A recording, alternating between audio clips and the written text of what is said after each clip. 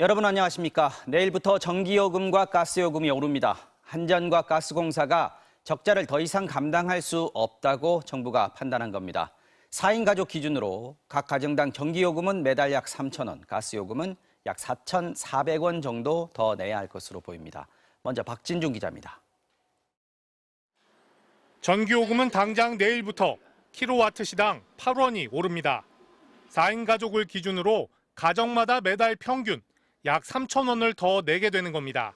에너지 공급의 재무 여건이 악화되는 상황이 지속될 경우 에너지 산업 생태계도 취약해질 수 있습니다. 지난 2년간 쌓인 한국전력 적자가 40조 원을 넘어 요금 인상 없이는 더 이상 버티기 어렵다는 게 정부의 설명입니다. 이번 인상으로 한전은 올해 2조 원가량의 부담을 덜게 됐습니다. 가스요금도 내일부터 1메가줄당 1.04원 인상됩니다. 하루 평균 150원, 월 4,400원의 요금이 더 나옵니다. 가스공사 역시 도시가스 미수금이 11조 6천억 원에 달합니다.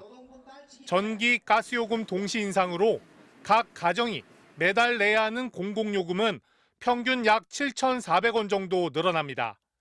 대신 전기를 절약하면 덜 쓴 만큼 다음 달 요금에서 차감하는 이른바 에너지 캐시백 금액을 7월부터 킬로와트 시당 최대 100원까지 확대하기로 했습니다. 만약 이전 달보다 20% 이상 절약하고 동시에 다른 가구보다 더 높은 절감률을 달성했다면 월 8,000원을 깎아주는 방식입니다. 냉방비 부담을 좀 많이 덜어줄 수 있는 대책들, 에너지 캐시백이라든가 이런 것도 대폭 저희가 확대를 했고. 다만 취약계층에는 앞으로 1년 동안은 요금 인상을 반영하지 않기로 했습니다. 또 여름철 에너지 바우처 지급 대상과 지원 단가를 확대하기로 했습니다. MBC 뉴스 박진준입니다. 이번 요금 인상으로 한전이나 가스공사는 일단 한숨 돌릴 수 있게 됐습니다. 하지만 소비자 입장에선 부담이 늘어나는 게 달갑지 않은데요. 특히 유난히 더울 거라는 올 여름을 앞둔 소상공인들의 걱정은 더 커졌습니다. 문다영 기자가 취재했습니다. 서울의 한 대형 PC방, 100개 넘는 자리에 손님은 반도 안 찼습니다. 곳곳이 빈자리지만 컴퓨터와 냉장고, 제빙기 등 각종 전기 제품이 내뿜는 열기에 PC방은 벌써 여름입니다. 2년째 이 가게를 운영 중인 우영화 씨는 당장 올 여름이 걱정입니다. 손님들 입장에서는 또 덥다고 생각하시면 더 나갈 수가 있어서 그냥 이래저래 걱정되니까 최소로도 가동을 하고 있어요, 항상. 지난달 전기요금만 150만 원, 그전 2달치도 못 내 480만 원이나 밀렸습니다. 한전은 전기를 끊겠다는 통지서를 보냈습니다. PC방 입장에서는 한 시간에 뭐 많아야 1,200원, 1,500원 사이 받는데 그걸로 감당이 안 되니까 기본 고정비가 올라가니까 더 힘들죠. 중국 음식점을 운영하는 허영숙 씨도 사정이 비슷합니다. 밀가루와 양파 등 식자재 가격이 너무 올라 당장 만들 음식의 재료비만 지불해도 주머니가 비어버립니다. 한 달 50만 원가량인 가스요금을 이미 2달치를 못 냈습니다. 식자재도 옛날 비하면 더블이라고 봐야 돼. 물건값이 지금. 그러니까 힘드는 거야. 너무 힘들어요. 사는 게 지금 어떻게 돼야 될지 모르겠어요. 지난해에만 3차례, 올해 1월 한 차례 인상에 이어 또다시 전기요금이 오른다는 말에 당장 장사를 접어야 할지를 고민해야 합니다. 앞으로요 좀 제발 우리 서민들 살게 좀 해줬으면 좋겠어. 다른 건 안 바래. 오늘 결정된 전기요금 인상은 당장 내일부터 적용됩니다. MBC 뉴스 문다영입니다. 가상자산 보유 논란과 관련해 더불어민주당을 탈당한 김남국 의원이 유튜브 방송에 출연해 국회 상임위 활동 중에 코인 거래를 한 건 잘못이었다며 반성한다고 말했습니다. 제기된 의혹들에 대해 반박과 해명을 이어갔지만 여전히 핵심 의혹에 대해선 비껴간 채 기존 입장을 반복하는 데 그쳤다는 지적이 나왔습니다. 탈당과 별개로 계속하기로 한 민주당의 진상조사도 난항이 예상됩니다. 이혜리 기자입니다. 김남국 의원은 탈당 후 첫 공개 일정으로 진보 성향 유튜브 방송에 출연해 국회 상임위 도중 가상자산 거래를 한 것은 사실이라며 사과했습니다. 몇천 원 정도 거래를 했다고 했습니다. 수가 이 정도 되면 얼마나 되는 거예요? 몇천 원 정도 수준입니다. 네. 그럼에도 불구하고 그 시간이냐, 그 시간 아니냐 상관없이 저는 이것은 저의 잘못된 행동. 코인 업체와의 유착 등 다른 모든 의혹들은 강하게 부인하면서 이번 사태가 윤석열 정부와 검찰의 기획에서 비롯됐다는 주장을 연이어 강조했습니다.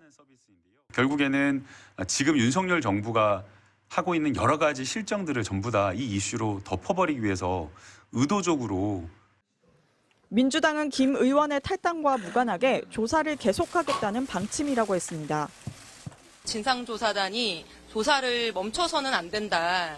비록 본인이 탈당을 한다고 하더라도 협조를 구해서 당이 이 사안에 대해서 정확하게 더 파악해야 된다라고 하는 요청과 실행에 난항이 예상됩니다. 김 의원이 이용 거래소, 거래 지갑과 종목, 투자 수익 등 자료를 상당수 제출하지 않은 데다 탈당 후 조사에 동의하는지도 아직 불분명하기 때문입니다.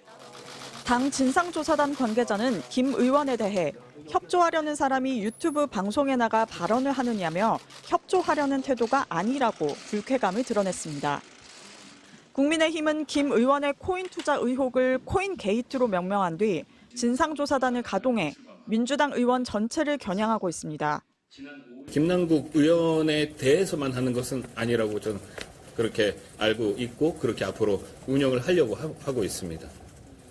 김 의원에 대해서도 국회의원직을 사퇴하라며 끝까지 버틴다면 국회의원직을 박탈할 수 있도록 민주당이 협조해야 한다고 압박했습니다. MBC 뉴스 이혜리입니다. 민주당은 어제 6시간에 걸친 의원총회 끝에 결의문 첫 번째 조항으로 김 의원에 대한 계속 조사 방침을 강조했습니다. 하지만 이 자리에서 지도부의 미온적 대처가 사태를 키웠다는 비판이 쏟아졌고 이재명 대표의 재신임을 물어야 한다는 요구까지 나오는 등 계파 갈등 조짐마저 보이고 있습니다. 이어서 박윤수 기자가 보도합니다. 6시간 동안 총회를 마치고 나오는 당 지도부의 표정은 무거웠습니다. 쇄신 의원총회를 이름으로 내세웠지만 회의 발언은 김 의원에 대한 비판이 주가 됐습니다. 국회 윤리특위 제소하겠습니다라고 하는 것이 어제 결의안의 첫 번째 항으로 올라올 거라고 생각을 했는데 없어요. 국회의원 제명까지 가능한 얘기입니다. 김남국 의원에 대한 당의 미온적 대처, 늑장 대응도 성토 대상이 됐습니다.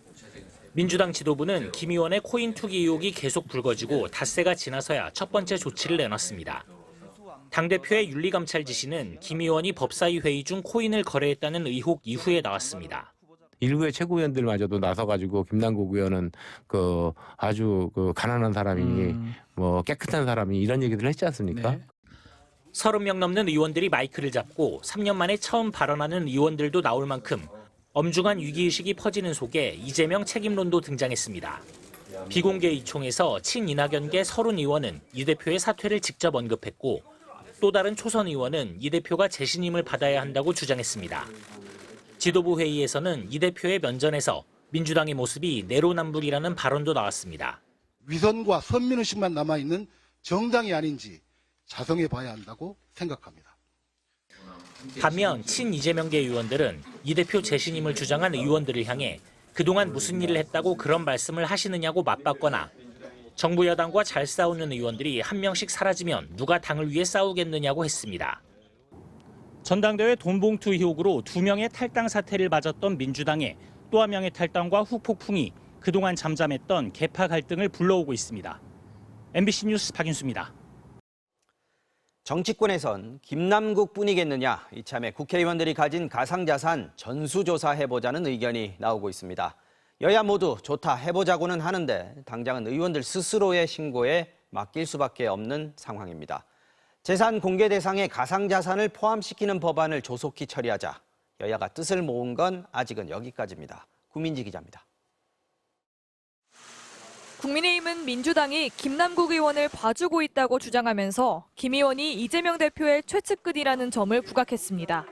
혹시 이재명 대표 스스로도 김남국 의원의 코치에 따라 코인 투자를 하면서 투기를 했던 적이 있었기 때문은 아닌지조차도 궁금합니다. 이재명 대표는 즉각 되받아쳤습니다. 김기현 대표나 그 측근들이 코인 많이 가지고 있지 않을까 생각이 들긴 하네요. 그런 얘기하는 걸 보면. 그러면서 여야 의원들을 상대로 가상자산 보유 여부를 전수조사하자고 공식 제안했습니다. 이처럼 여야 모두 가상자산 전수조사를 하겠다며 목소리를 높이는 상황.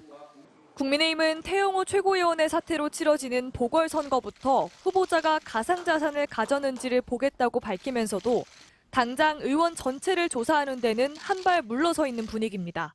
전수조사하는데 저희들이 반대하는 게 아니고 자칫하면은 김남국 의원 코인 문제를 희석시키는 수단으로 변질될 우려가 있기 때문에 김남국 의원 의혹으로 발등에 불이 떨어진 민주당은 의원들이 좀 더 적극적인 목소리를 내고는 있지만 실효성 있는 조사가 될지는 의문입니다.